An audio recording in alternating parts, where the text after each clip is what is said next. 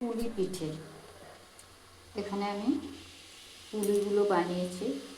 প্রথমে চালের গুঁড়োটা গরম জল আর পরিমাণ মতো নুন দিয়ে মাখার পরে ছোটো ছোটো করে লুচির আকারে চালের গুঁড়োটাকে নিয়ে তার মধ্যে পুর করেছি নারকেল আর গুড় দিয়ে পুর বানানো ছিল, বানিয়ে রেখেছিলাম।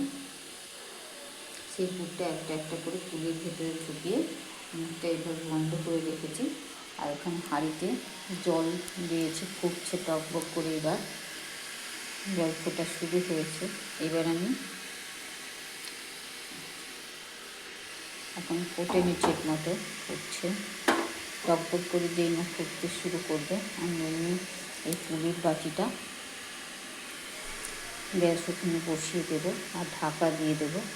10 থেকে 15 মিনিট রাখার পরেই নামিয়ে নেব। পুলিগুলো সুন্দরভাবে সেদ্ধ হয়ে যাবে, রেডি হয়ে যাবে পুলি পিঠে। বসিয়ে দিলাম।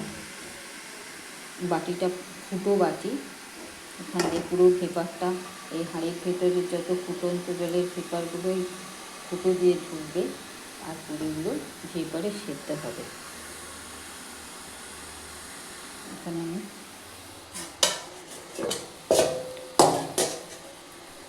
উপর দিয়ে একটা গামলা ঢেকে দিলাম।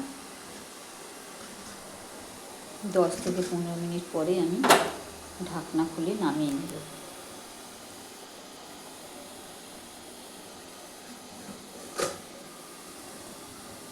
ভেপার ওঠা শুরু হয়েছে।